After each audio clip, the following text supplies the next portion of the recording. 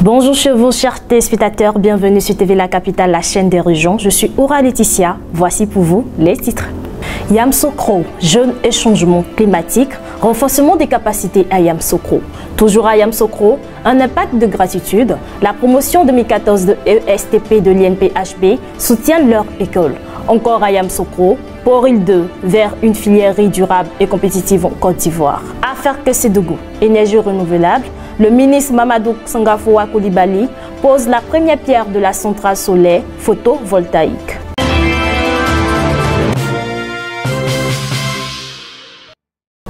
À Yamoussoukro, un atelier de renforcement des capacités du comité intersyndical des jeunes CIJ et des centrales syndicales a lieu afin de mettre en lumière l'importance des jeunes représentant 75,6% de la population ivoirienne.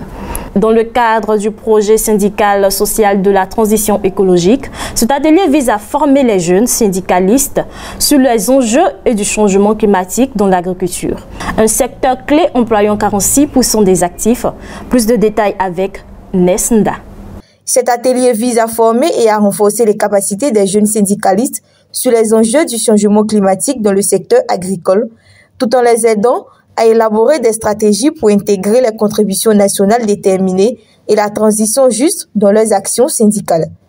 Malgré le poids démographique significatif de la jeunesse, d'énormes défis demeurent dans divers domaines d'activité, en particulier dans le secteur agricole, qui constitue un levier essentiel pour l'insertion des jeunes. En effet, l'agriculture emploie 46% des actifs et soutient les 2/3 de la population. Cependant, ce secteur est confronté à des défis majeurs, notamment le changement climatique qui entrave sa productivité. Cette richesse est aujourd'hui menacée par les effets dévastateurs du changement climatique. Les sécheresses prolongées, les pluies irrégulières, la dégradation des sols et la propagation des maladies des plants de cacao sont autant de défis qui compromettent non seulement les rendements, mais aussi les moyens de subsistance des jeunes agriculteurs. Face à cette situation, le syndicalisme ne peut pas rester silencieux.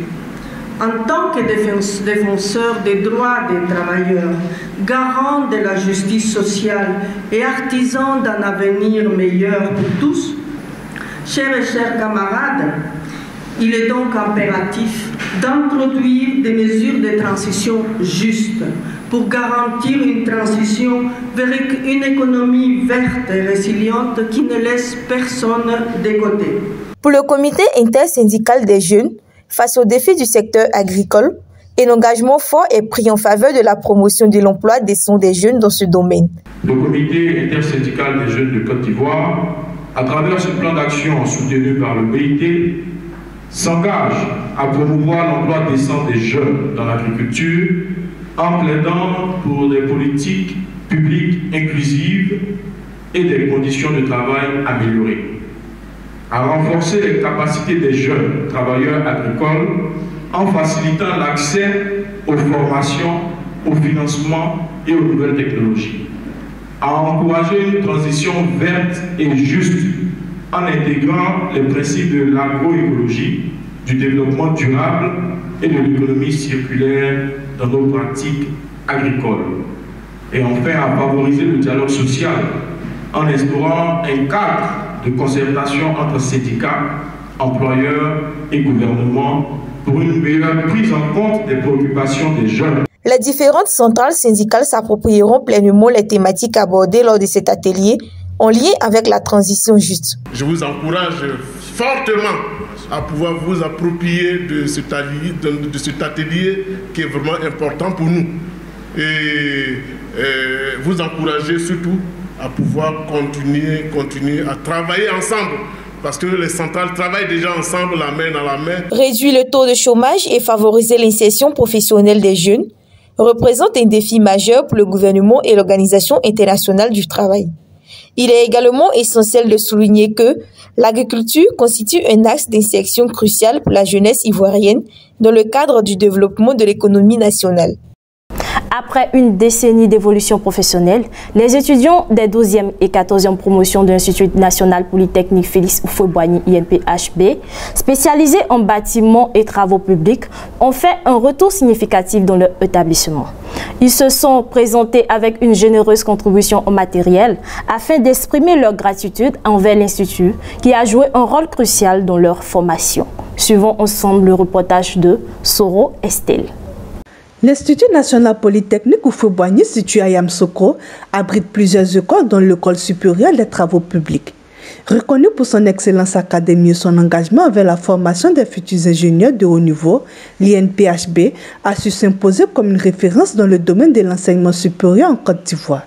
10 ans après la sortie de l'ISTP, c'est avec une grande fierté que les anciens étudiants ont retrouvé les cadets. Ces diplômés, devenus aujourd'hui des ingénieurs compétents et respectés, ont tenu à exprimer leur reconnaissance envers l'INPHB pour l'éducation et les compétences acquises tout au long de leur parcours académique. Lors de cette visite, ils ont apporté divers équipements, notamment des ordinateurs, des logiciels, des fournitures de bureaux, des vidéoprojecteurs, afin de soutenir les étudiants actuels dans leur apprentissage. Nous sommes revenus dans notre école où nous avons eu toute la formation qui fait de nous aujourd'hui de brillants ingénieurs pour également faire des dons en matériel de travail, notamment des ordinateurs, des logiciels, pour aider l'administration à assurer la formation des élèves ingénieurs pour qu'au sortir d'ici, ils soient en amont préparés pour bien entamer leur carrière professionnelle. Le directeur de l'École des travaux publics a exprimé sa joie et sa fierté de recevoir ses anciens étudiants. Selon lui, cet événement témoigne de l'attachement des diplômés à l'Institut et le désir de contribuer à la formation de la nouvelle génération. C'est un très bon exemple et ils viennent donc en reconnaissance à l'établissement donner des présents. Okay, donc c'est ce qui les amène et moi ça me réjouit, comme je le dis, c'est des choses qu'on dit souvent aux élèves, que quand on a reçu des bénédictions dans un endroit, quand on part, il faut se rappeler et revenir de temps en temps, reconnaître ces bénédictions-là. Et c'est l'acte qu'ils ont posé ce matin, en tout cas dans la salle, avec énormément de dons, okay, des choses dont nous avons réellement besoin. Et nous pensons que cela va impacter positivement la formation que nous donnons donc à leurs jeunes cadets. Le retour des anciens étudiants de l'INPHB constitue un moment fort de partage et de lien entre les générations. Cela reflète non seulement la qualité de l'enseignement, mais également l'engagement des diplômés à contribuer au développement de leur école. En investissant dans l'avenir des étudiants actuels, ces ingénieurs démontrent la solidarité et l'importance de l'entraide au sein de la communauté académique. Le comité conjoint de coordination du projet de la promotion du riz local Pori 2 a tenu sa 6e session pour évaluer les avancées et planifier les futures actions en Côte d'Ivoire. En 2024, la production de riz local a considérablement augmenté grâce à l'extension des surfaces cultivées et l'amélioration des rendements. Pour 2025, les objectifs incluent une augmentation continue de la production avec un renforcement des compétences des acteurs du secteur. Reportage Nesnda. Le comité conjoint de coordination de la 2e phase du projet de promotion du riz local s'est récemment réuni pour sa 6e session ordinaire, constituant ainsi une étape cruciale dans l'évolution des avancées réalisées jusqu'à présent et dans la planification des actions futures destinées à dynamiser la filière rizicole en Côte d'Ivoire. Au cours de l'année 2024, la production de riz local a connu une croissance significative. Cette performance remarquable s'explique principalement par l'extension des surfaces cultivées, ainsi que par une amélioration notable des rendements moyens obtenus par les producteurs. Cette dynamique positive témoigne des efforts déployés pour renforcer la filière et optimiser les pratiques agricoles. Pour l'année 2025, les objectifs fixés visent à poursuivre cette tendance en croissance en augmentant encore la production de riz.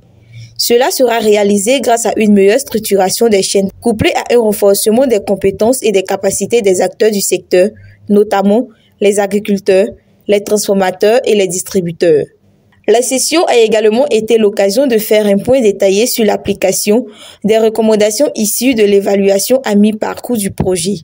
Des avancées significatives ont été constatées dans plusieurs domaines tels que l'amélioration de l'accès aux intrants agricoles, la modernisation des infrastructures de transformation, ainsi que l'optimisation de la distribution du riz local. Néanmoins, certains défis persistent, en particulier en ce qui concerne la structuration des coopératives agricoles et le financement des petits producteurs qui demeurent des enjeux cruciaux pour la pérennité de la filière.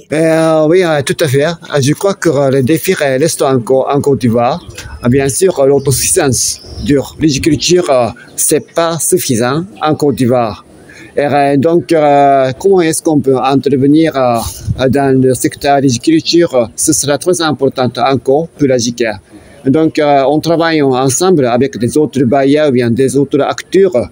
Vous voyez que dans la chaîne de valeur aussi, il y a plusieurs acteurs qui dirigent l'autosuffisance du riz local.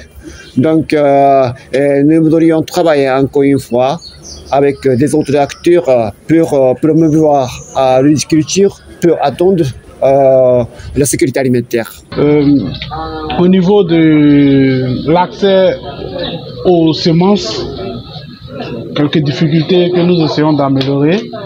Au niveau du financement des acteurs, parce que le riz demande beaucoup de moyens financiers pour pouvoir mettre de grands volumes sur le marché. Donc il y a surtout des difficultés d'accès des acteurs au crédit pour pouvoir mettre de grands volumes sur le marché. Voilà. Des semences homogènes pour avoir du riz parfait sur le marché, et puis le volume du financement des acteurs de la filière.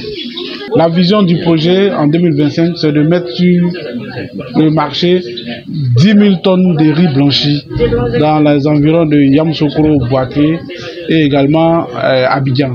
En ce qui concerne la commercialisation, des progrès notables ont été réalisés, témoignant une dynamique positive qui s'installe progressivement dans le secteur.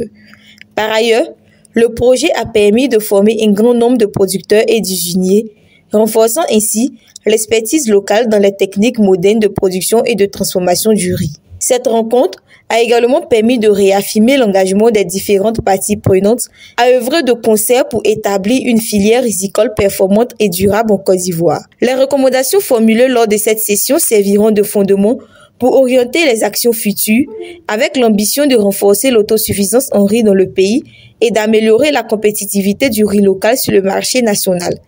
En somme, ces efforts collectifs visent à garantir une sécurité alimentaire durable et à soutenir le développement économique des communautés rurales impliquées dans la production risicole.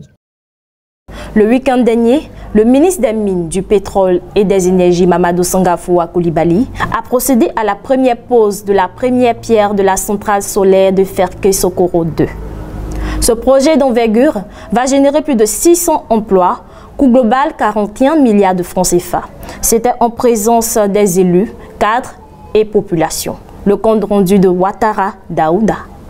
Dans 10 mois, sur cet espace de 70 hectares, se trouvera installé 70 000 panneaux solaires photovoltaïques reliant entre eux pour capter l'énergie du soleil et l'injecter dans le réseau national afin d'alimenter les foyers, écoles, hôpitaux, commerces. Cette centrale solaire dénommée Ferké Solar sera réalisée par PEFO pour un coût global de 41 milliards de francs CFA, d'une puissance de 52 MWc, permettant de générer plus de 6 000 emplois. La construction de cette centrale constitue à n'en point douter une nouvelle opportunité de développement pour notre région. Au-delà des opportunités d'emploi pour ce projet, il vient renforcer la capacité de résilience énergétique de notre région, tout en permettant une meilleure couverture des besoins en électricité. Ferké Solar est un projet particulièrement ambitieux, un projet qui incarne la vision du président de la République, son Excellence M. Alassane Ouattara, d'inscrire la Côte d'Ivoire sur le chemin d'une croissance dynamique en prenant en compte les impératifs, mais aussi les opportunités du développement durable. La pose de la première pierre de la centrale solaire photovoltaïque de Ferké-Sokoro est une étape importante qui concrétise la vision et l'engagement sans faille du président de la République, son Excellence Alassane Ouattara, de réaliser la couverture complète de l'ensemble du territoire en électricité. Mamadou Sangafoua Koulibaly, ministre des Mines, du Pétrole et de l'Énergie, a au nom du gouvernement ivoirien posé la première pierre de cette centrale solaire avant de rendre un vibrant hommage au président de la République, son Excellence, M. Alassane Ouattara. Grâce à qui le taux de l'électrification des localités du pays a atteint 98%. D'ici 2030, dans le pipe, nous avons pour près de plus de 600 MW d'énergie solaire. Rien que l'énergie solaire, ça se va compter à peu près pour 9% de notre production d'énergie renouvelable, ce qui nous permettra d'atteindre les 45%. Donc, ce qui est important de souligner, c'est que la plupart de ces centrales pour lesquelles nous avons déjà signé des conventions et d'autres sont en cours de négociation, sont des centrales qui seront financées directement par des ressources privées. Le ministre Mamadou Sangafoua Koulibaly a annoncé le lancement d'une douzaine de projets solaires de cette nature à travers le pays pour une capacité totale de 678 MW. Prochaine étape, Bandougou.